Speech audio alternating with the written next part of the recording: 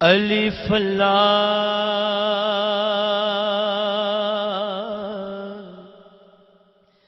چمبے دی بوٹی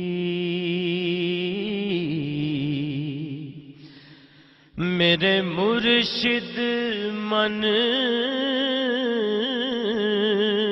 وچ لائی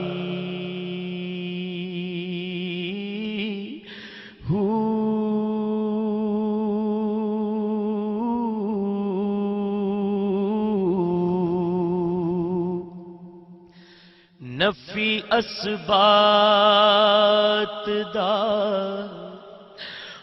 مینو پانی ملے ہر رگے ہر جائی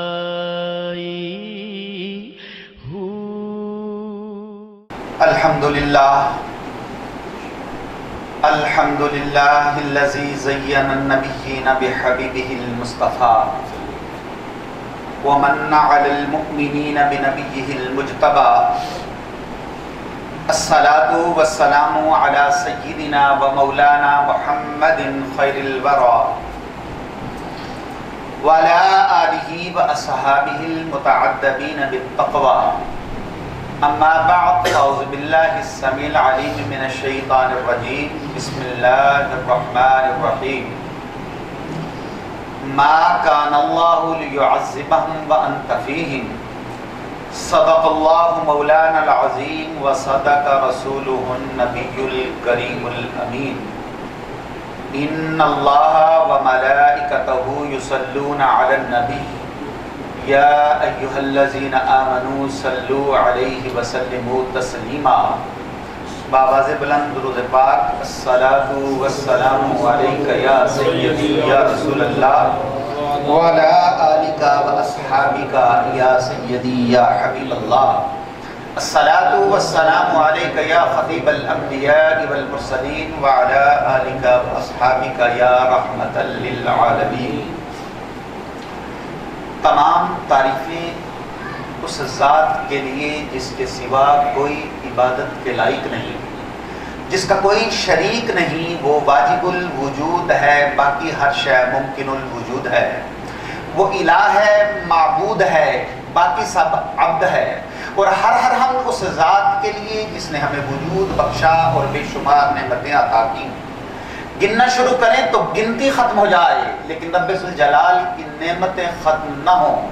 ان نعمتوں میں سب سے بڑی نعمت وجود مصطفیٰ ہے، اور بے شمار درود و سلام اس ہستی پاک پر جو ہمارے درود کے محتاج نہیں، ان پر اللہ درود بھیج رہا ہے، اس کے فرشتے درود بھیج رہے ہیں، اور بے شمار درود و سلام اس ہستی پاک پر جن پر درود پڑھنے سے ہمارے دلوں کو سکون نصیب ہوتا ہے، ہمارے گناہ معاف ہوتے ہیں، ہمارے دکھ دور ہوتے ہیں، اور جنت کے راستے روشن ہوتے ہیں۔ بے شمار درود و سلام اس ہستی پاک پر جن پر درود پڑھنا باعث ہدایت بھی ہے اور باعث نجات بھی۔ تو پھر پڑھیے الصلاۃ والسلام علیک یا سیدی یا رسول اللہ وعلی آلک واصحابک یا سیدی یا حبیب اللہ۔ مسلم شریف میں حدیث پاک ہے الحمدللہ ملء المیزان، کہ جو بندہ اللہ کی حمد بیان کرتا ہے قیامت کے دن اس کی نیکیوں کا پلڑا وزنی ہو جائے گا، اور آقا کریم قیامت والے دن جو جھنڈا بلند کریں گے وہ بھی اللہ کی حمد کا جھنڈا ہوگا۔ انا حامل لواء الحمد یوم القیامہ۔ تو ایک دفعہ اس نیت سے الحمدللہ پڑھ لیں کہ قیامت کے دن رب ذوالجلال ہمیں بھی اس جھنڈے کا سایہ عطا فرمائے، اور ہر ہم اس ذات کے لیے جس نے ہمیں وجود بخشا اور بے شمار نعمتیں ادا کی۔ امام زین العابدین رضی اللہ تعالی عنہ سے کسی نے پوچھا کہ حضور جب لوگ مختلف فرقوں میں بڑھ جائیں گے، جب لوگ مختلف فرقے اختیار کر لیں گے، اور حضور کی حدیث پاک ہے کہ 73 فرقے ہوں گے لیکن ان میں سے صرف ایک جنتی ہوگا، تو عرض کیا حضور ان کی کوئی نشانی بتا دیں، وہ جنتی لوگ، وہ جنتی جماعت، ان کی کوئی نشانی بتا دیں کہ ہم کس طرح سے پہچان کریں گے تو امام زین العابدین رضی اللہ تعالی عنہ نے فرمایا کثرت الصلاۃ علی النبی، وہ جنتی لوگ، وہ جنتی جماعت کثرت کے ساتھ حضور پر درود پڑھنے والے ہوں گے۔ تو ایک دفعہ اس نیت سے درود پاک پڑھ لیں کہ دور و نزدیک سے سننے والے وہ کان لالے کرامت پہ لاکھوں سلام۔ اور آقا کریم کا ارشاد ہے کہ جو مجھ پر شوق سے درود پڑھتا ہے میں اس کا شوق سے درود سنتا ہوں۔ تو ادھر ہم درود پڑھ رہے ہیں، ادھر ہمارے آقا درود سن رہے ہیں۔ تو پھر پڑھیے الصلاۃ والسلام علیک یا سیدی یا رسول اللہ وعلی آلک واصحابک یا سیدی یا حبیب اللہ۔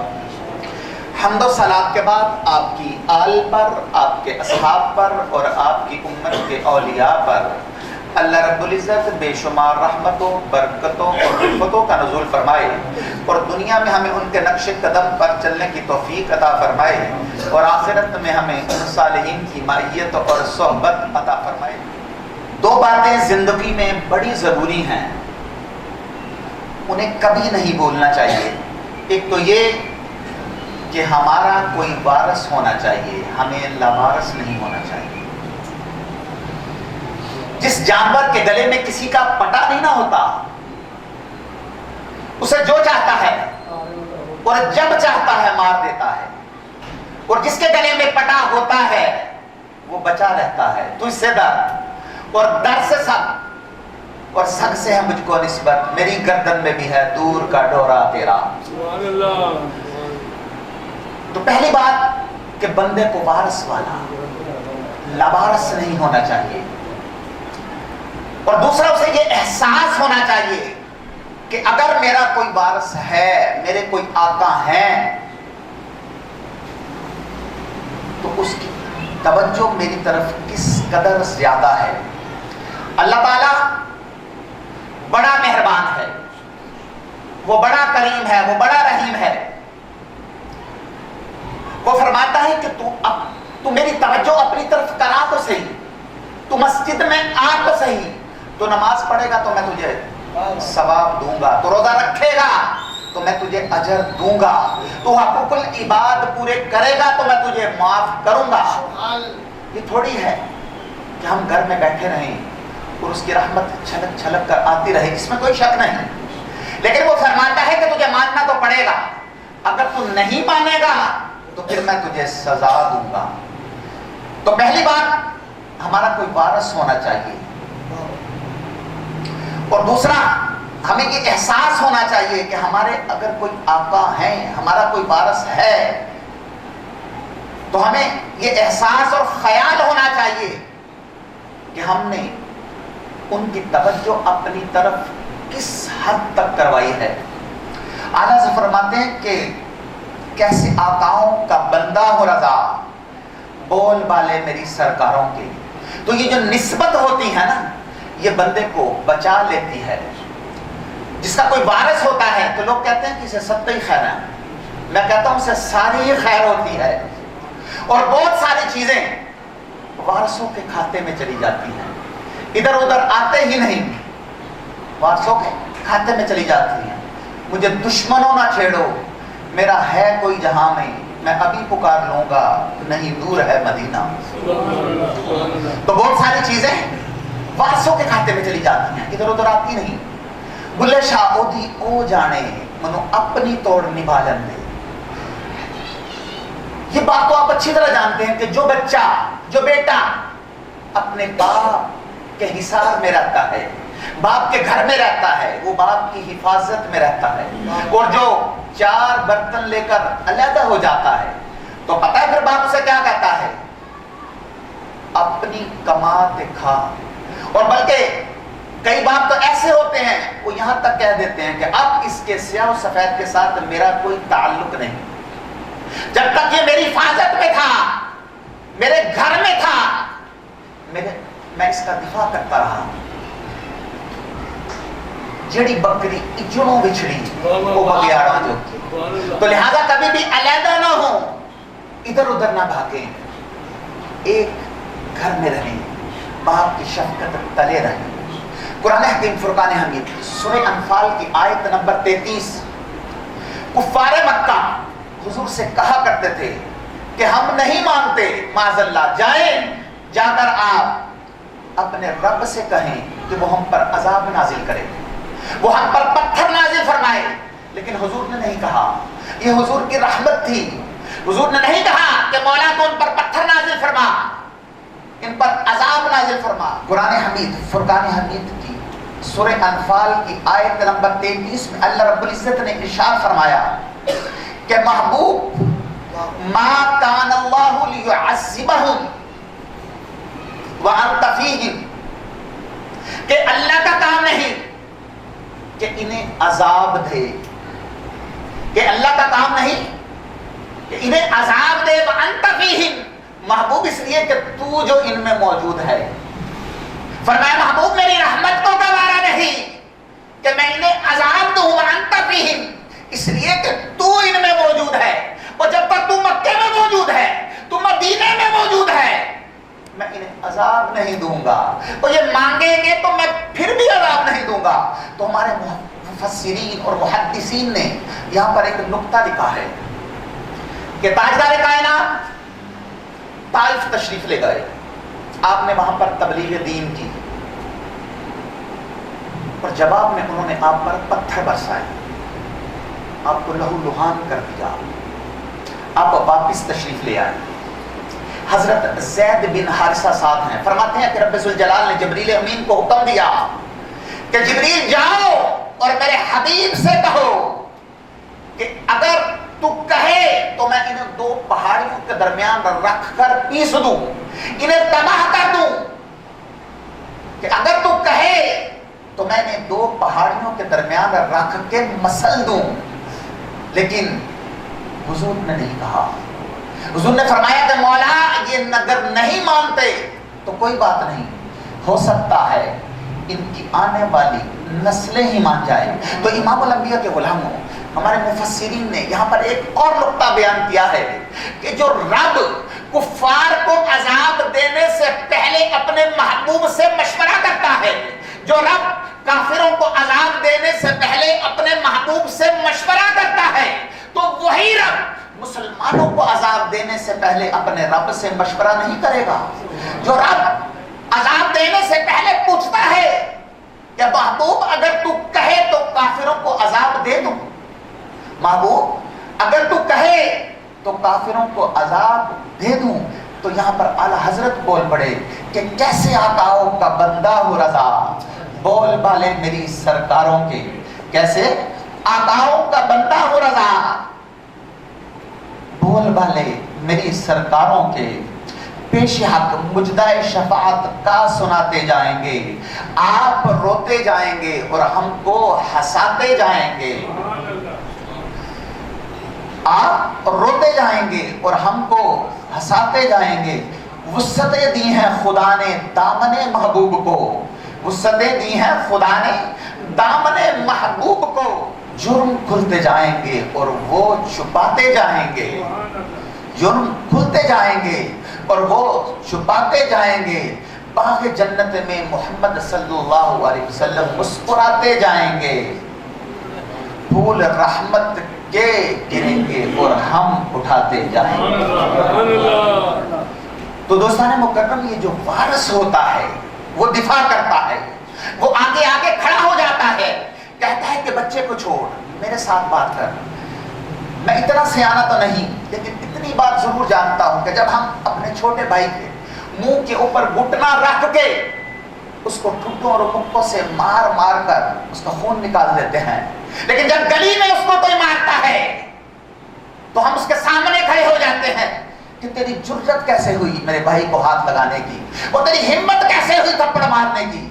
تو میرے حضرت صاحب تو فرمایا کرتے تھے کہ ہم تو ان وارثوں کے ماننے والے ہیں کہ جب قبر میں جاتے ہیں تو وہ وارث سرہانے کھڑے ہو جاتے ہیں، عرض کرتے ہیں کہ یا رسول اللہ یہ آپ کے گھر کا غلام ہے، اور میں نے ہاتھ پکڑ کر اسے آپ کے گھر کا غلام بنایا تھا. ہم تو ان وارثوں کے ماننے والے ہیں. اور یہ بات میں نے اکثر سنائی ہے کہ مولوی اشرف علی تھانوی لکھتے ہیں کہ حضور غوث اعظم رضی اللہ تعالیٰ عنہ کا ایک دھوبی تھا، آپ کے کپڑے دھویا کرتا تھا، فوت ہو گیا، قبر میں جا پہنچا، فرشتوں نے پہلا سوال کیا من ربک، تیرا رب کون ہے؟ تو کہنے لگا کہ میں غوث اعظم کا دھوبی ہوں۔ انہوں نے دوسرا سوال کیا ما دینک، تیرا دین کیا ہے؟ کہنے لگا میں نے تو ساری عمر غوث اعظم کے کپڑے دھوئے ہیں۔ فرشتے کہنے لگے عجیب بات ہے، ہم تجھ سے پوچھتے ہیں کہ تیرا رب کون ہے، وہ تیرا دین کون ہے، تو تو کہتا ہے کہ میں غوث اعظم کا دھوبی ہوں۔ مولوی اشرف علی تھانوی لکھتے ہیں کہ حضور غوث اعظم رضی اللہ تعالیٰ عنہ قبر میں خود تشریف لائے، فرمانے لگے فرشتوں وہ اس سے کیا پوچھتے ہو، اور تمہیں بتا تو رہا ہے کہ میں غوث اعظم کا دھوبی ہوں، اور میرے تو دروازے کے پاس سے کوئی گزر جائے اسے خدا یاد آ جاتا ہے، تو اسے خدا کا نہیں پتا۔ تو اعلیٰ حضرت فرماتے ہیں کیسے آقاؤں کا بندہ ہو رضا، بول بالے میری سرکاروں کے۔ حضرت مرزا مظہر جانے جانا، اب کہتے ہیں کہ دہلی میں تازی تازی بارش ہوئی تھی، ٹھنڈ کا موسم تھا، اور ایک بابا لکڑی کے جوتے پہنے اللہ اللہ کہتے ہوئے جا رہا تھا۔ اسی کسی دے کچھ نہیں لگ دے تے نہ کوئی ساڈا دردی۔ وہ بابا اپنی مستی میں اللہ اللہ کرتے ہوئے جا رہا تھا، اور ایک طوائف اپنے کوٹھے سے نیچے اتر کر سیڑھیوں پر اپنے یار کے ساتھ بیٹھی ہوئی تھی، تو وہ بابے کے جوتوں سے مٹی کچھ کیچڑ اڑ کے اس طوائف کے کپڑوں پہ جا گرا، اور اس کا یار دوڑتا ہوا آیا، اس نے بابے کے منہ پر زور سے تھپڑ مارا، کہنے لگا تیرا دھیان کدھر ہے، تجھے نظر نہیں آ رہا، سارے کپڑے خراب کر دیے۔ بابا جی نے نظر اٹھائی، کہنے لگا بیٹا مجھے پتہ نہیں چلا، چل خیر اللہ تیرا بھلا کرے، تو نے بدلہ لے لیا۔ وَإِذَا خَاطَبَهُمُ الْجَاهِلُونَ قَالُوا سَلَامًا، تو بابا جی چپ کر کے آگے گزر گئے۔ حلوائی دودھ کاٹ رہا تھا، تازی تازی بارش ہوئی تھی، ٹھنڈ کا موسم تھا، بابا جی کو دیکھ کر آگے بڑھا، وہ بابا جی آ گئے، بابا جی کو پھٹے پہ بٹھایا اور گرم دودھ کا پیالہ شکر ڈال کر پیش کیا۔ بابا جی نے دودھ پیا، پھر نظر جھکی، رنگ بدلا، عرض کیا مولا تیری بے نیازی ہے، کہیں سے تھپڑ پڑواتا ہے اور کہیں سے دودھ پلواتا ہے۔ ابھی بابا جی وہیں پر بیٹھے ہیں، شور اٹھا، کچھ لوگ دوڑتے ہوئے آئے اور بابے کو دبوچ کر اسی جگہ پر لے گئے جہاں پہ اس نوجوان نے تھپڑ مارا تھا۔ کہنے لگے بابا تو اللہ کا بندہ ہے، وہ اللہ کا بندہ تو کسی کو بد دعا نہیں دیتا۔ کہنے لگا میں نے تو کوئی بد دعا نہیں دی۔ انہوں نے کہا نہیں تو نے دی ہے۔ کہا بات بتاؤ ہوا کیا؟ میں نے کوئی بد دعا نہیں دی۔ انہوں نے کہا اس نوجوان نے تجھے تھپڑ مارا، چھت پہ چڑھا، پاؤں پھسلا، گردن کے بل نیچے گرا، منکا ٹوٹ گیا، تو نے بد دعا دی تھی، مر گیا۔ کہنے لگا میں نے بد دعا نہیں دی۔ انہوں نے کہا کہ تو اللہ کا بندہ ہے، سچ بتا۔ تو وہ بابا کہنے لگا اگر سچ سننا چاہتے ہو تو پھر سنو، میں اس کے قریب سے گزر رہا تھا، میرے جوتوں کے نیچے سے کچھ مٹی اڑ کے اس کے یار کے کپڑوں پہ پڑی، اسے برا لگا، اس نے مجھے زور سے تھپڑ مارا، اور میں کوئی لاوارث تو نہیں تھا جو میرا کوئی بدلہ نہ لیتا، میں کوئی لاوارث تو نہیں تھا جو میرا کوئی بدلہ نہ لیتا، مجھے دشمنوں نہ چھیڑو، میرا ہے کوئی جہاں میں ابھی پکار لوں گا، نہیں دور ہے مدینہ۔ تو وہ کہنے لگا کہ میں کوئی لاوارث تو نہیں تھا جو میرا کوئی بدلہ نہ لیتا، میرے یار کو برا لگا، اس نے اسے مار دیا، اور میری تو کوئی غلطی نہیں، یہ یاروں کا معاملہ ہے، اور میری تو کوئی غلطی نہیں، یہ دوستوں کا معاملہ ہے۔ نعرہ تکبیر، نعرہ رسالت، نعرہ حیدری، فضیل ابن ایاز رضی اللہ تعالیٰ عنہ کہتے ہیں کہ ایک شخص مسجد میں آیا، اس نے کہا مجھے بھوک لگی ہے، روٹی دو۔ کسی نے بات پہ دھیان نہ کیا۔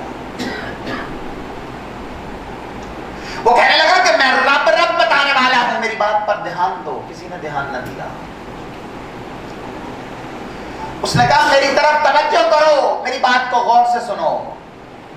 اہل علاقہ نے، نمازیوں نے کہا تیرے جیسے بڑے درویش دیکھے ہیں۔ ہوا کیا کہ وہ درویش، وہ بزرگ، وہ اللہ کا بندہ مسجد کے محراب میں انتقال کر گیا۔ ہمارا مزاج ہے بیمار کو دوائی نہیں دیتے، جنازے پہ وقت پہ پہنچ جاتے ہیں۔ کوئی گر رہا ہوتا ہے اسے سہارا نہیں دیتے، جب ٹانگ ٹوٹ جاتی ہے تو زمانہ تیمارداری کو پہنچ جاتا ہے۔ تو حضرت فضیل ابن ایاز کہتے ہیں کہ وہ اللہ کا بندہ، وہ درویش، وہ بزرگ مسجد کے محراب میں انتقال کر گیا۔ امام مسجد نے اعلان کیا کہ چندہ دو، ایک لاوارث فوت ہو گیا ہے، اسے کفن دینا ہے۔ تو دوستان مکرم چندہ اکٹھا ہوا، کفن خریدا گیا، کفن پہنایا گیا، جنازہ پڑھنے کے بعد عشاء کے بعد دفن کر دیا گیا۔ اور جب صبح امام اور مؤذن فجر کے لیے آئے تو دھاڑے مار کے رونے لگے، تڑپنے لگے، دور دور تک آواز پھیل گئی۔ دنیا دوڑتی ہوئی آئی، کیا ہوا؟ کہا تم نے جو کفن دیا تھا وہ سامنے پڑا ہے اور اس پر ایک تحریر لکھی ہے۔ تحریر کیا ہے؟ عرش کا مالک فرماتا ہے کہ میرے دوست نے تم سے روٹی مانگی، تم نے نہیں دی، اور اس نے تمہیں میرے قریب کرنے کے لیے اپنی طرف توجہ کرائی، تم نے نہیں کی۔ اور میرا یار تمہارے کفن کا محتاج تھا، سنبھال کے رکھو اپنا کفن، میں نے اسے جنت کا لباس عطا کر دیا۔ نعرہ تکبیر، نعرہ رسالت، نعرہ حیدری، نعرہ غوثیہ، شان اولیاء۔ میرا یار کوئی تمہارے کفن کا محتاج تھا، سنبھال کے رکھو اپنا کفن، میں نے اسے جنت کا لباس عطا فرما دیا ہے۔ تو دوستان مکرم، جو ماننے والے ہوتے ہیں ان کا رنگ اور ہوتا ہے، جو وارثوں والے ہوتے ہیں ان کا مزاج اور ہوتا ہے۔ وہ یہ کوئی لاوارثوں کا ٹولہ ہے کہ جی تھوڑا ادھر گیا تھا، تھوڑا ادھر گیا تھا، اپنے آپ کو، اپنی نسبت کو، اپنے عقیدے کو سنبھال کے رکھیں۔ خش خش جنہ قدر نہیں میرا تے میرے صاحب نو وڈیائیاں، میں گلیاں دا روڑا کھوڑا، مینوں محل چڑھایا سائیاں۔ اعلیٰ حضرت فاضل بریلوی رحمت اللہ تعالی علیہ کے مکان کی دیوار گر گئی، اور آپ تو جانتے ہیں کہ پچھلے دور میں دیواریں چھوٹی ہوا کرتی تھی اور بارشوں میں اکثر گھروں کی دیواریں گر جایا کرتی تھی، اور جس سائڈ سے دیوار گری نا اس سائڈ پر ہندوؤں کا گھر تھا، اور ہندو آپ تو جانتے ہیں کہ اسلام کے دشمن ہوتے ہیں۔ تو مستری صاحب کو بلایا گیا، رات کا وقت تھا، انہوں نے کہا کہ صبح کام شروع کروں گا۔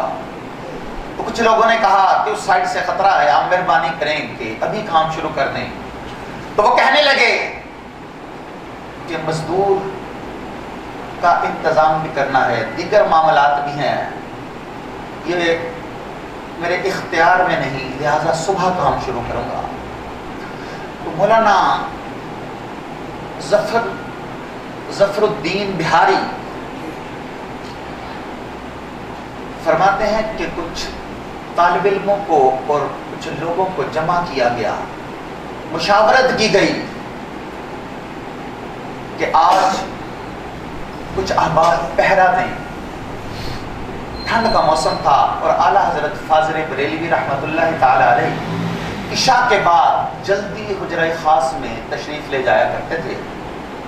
اس رات جب آپ نے شور سنا تو سر پر رومال باندھا اور باہر تشریف لے آئے، فرمانے لگے کہ یہ شور کس چیز کا ہے؟ بتایا گیا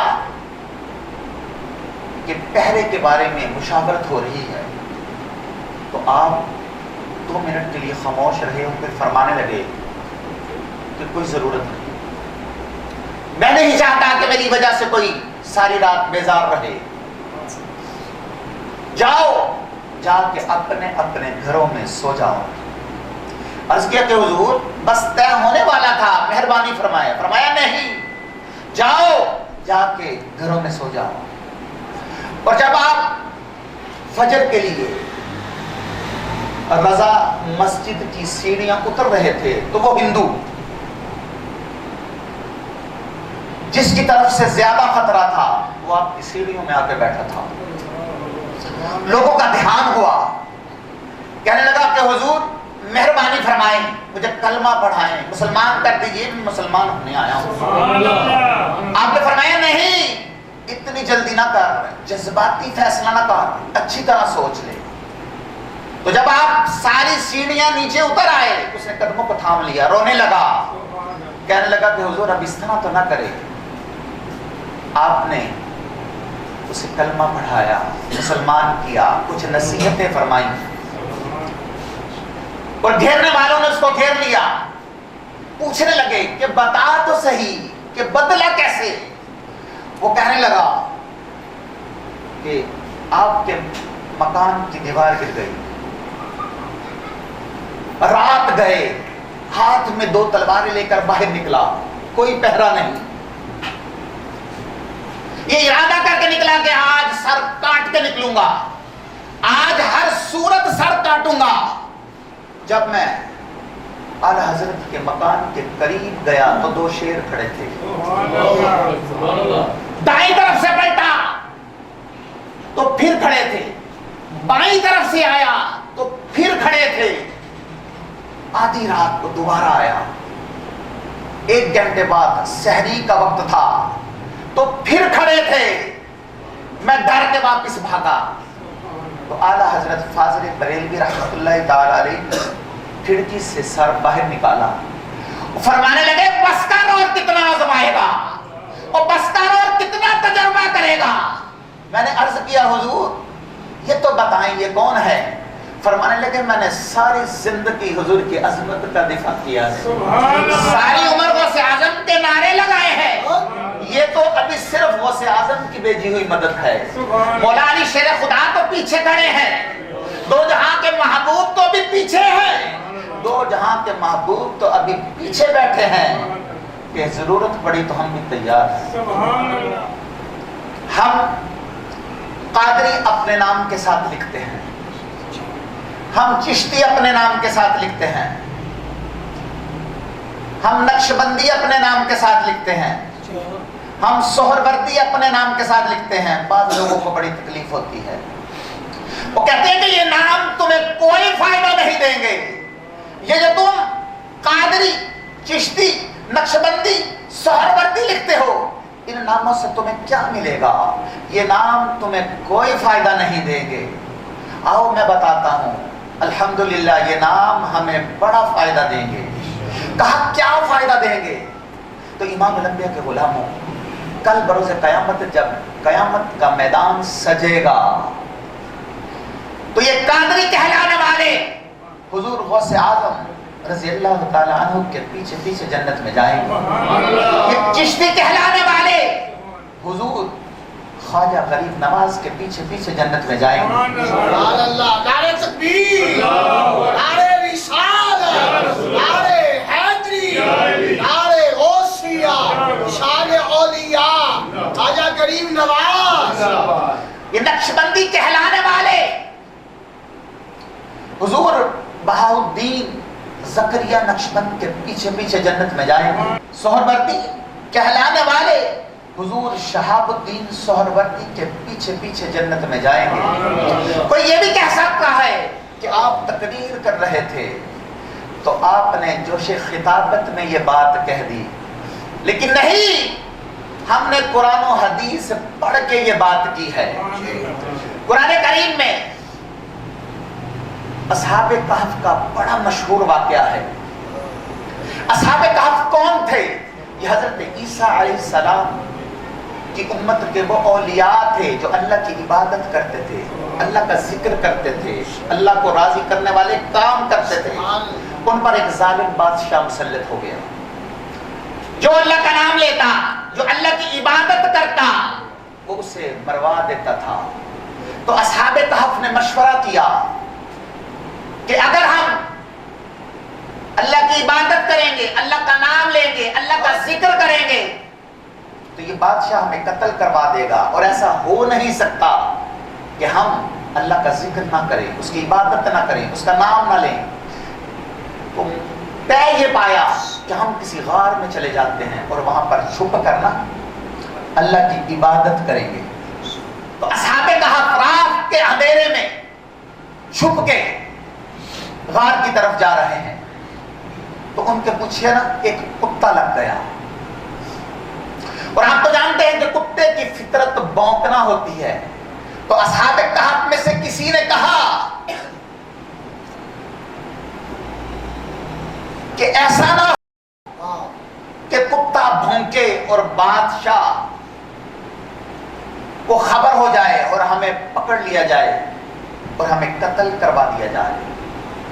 تو میں کہتا ہوں کہ اس کتے نے بھی زبان حال سے کہا ہوگا کہ میں وہ کتا نہیں جو ولیوں پر بھونکوں، اور میں تو وہ کتا ہوں جو اپنی زندگی ولیوں پر قربان کر چکا ہوں۔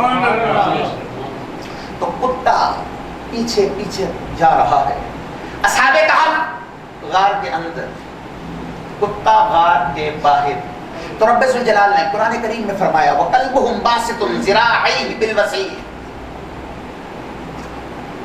اچھا، کتا اگر مسجد میں آ جائے، خدا نہ کرے، تو ہم کیا کریں گے؟ ظاہر ہے ہم اسے مار بھگائیں گے اور پھر مسجد کو دھوئیں گے کہ ہو سکتا ہے اپنے ساتھ نجاست، ناپاکی، گندگی لے آیا ہو۔ اور یہ کتے کا ذکر قرآن میں آ رہا ہے۔ اس کتے کی خاصیت کیا ہے کہ کتے کا ذکر قرآن میں آ رہا ہے، اور مذمتی انداز میں نہیں آ رہا، تعریفاتی انداز میں آ رہا ہے۔ رب ذوالجلال نے فرمایا وَقَلْبُهُمْ بَاسِطٌ ذِرَاعَيْهِ بِالْوَسِيلِ، کہ وہ کتا اپنے بازوؤں کو پھیلائے غار کے باہر لیٹا ہوا ہے۔ اور بعض روایات میں آتا ہے کہ کل بروز قیامت یہ کتے کی شکل میں نہیں آئے گا، یہ حسین و جمیل شکل میں آئے گا اور اصحاب کہف کے پیچھے پیچھے جنت میں چلا جائے گا۔ اب ذرا اپنے ذہنوں کو حاضر کیجئے اور اس بات پہ سوچئے کہ اس کتے کی خاصیت کیا تھی کہ کتے کا ذکر قرآن میں بھی آ رہا ہے اور کتا جنت میں بھی جا رہا ہے۔ تو دوستان مکرم، کتے کی ایک خاصیت یہ ہے، اس کتے کی نسبت ولیوں کے ساتھ ہے، اس کا تعلق ولیوں کے ساتھ ہے۔ رب ذوالجلال نے اس کتے کی نسبت کو ضائع نہیں ہونے دیا، کتے کی اس نسبت کی وجہ سے اسے جنت میں داخل کر دیا۔ تو اب میرا جواب سنیے، جو کہتے ہیں کہ یہ قادری، یہ سہروردی، یہ نقشبندی، یہ چشتی، جتنے مرضی نام لکھ لو، یہ تمہیں کوئی فائدہ نہیں دیں گے، یہ الحمدللہ ہمیں فائدہ دیں گے۔ کس طرح؟ جب حضرت عیسیٰ علیہ السلام کی امت کے اولیاء کے ساتھ ایک کتا ملے اور وہ کتا جنت میں چلا جائے، اور ہمارے آقا کریم کے امت کے اولیاء کے ساتھ کتا نہیں، آپ کی امت کا ایک فرد جو مسلمان ہو وہ ملے اولیاء سے، اور جب کتا جنت میں جا سکتا ہے تو امام الانبیاء کا امتی جنت میں کیوں نہیں جا سکتا؟ اور جب کتا جنت میں جا سکتا ہے تو پھر سنو، یہ قادری، یہ چشتی، یہ سہروردی، یہ نقشبندی جھومتے ہوئے جنت میں جائیں گے۔ اس لیے اعلیٰ حضرت نے فرمایا تجھ سے در سے سگ، اور سگ سے ہے مجھ کو نسبت، میری گردن میں بھی ہے دور کا ڈورا تیرا۔ اور آخر میں دعا ہے،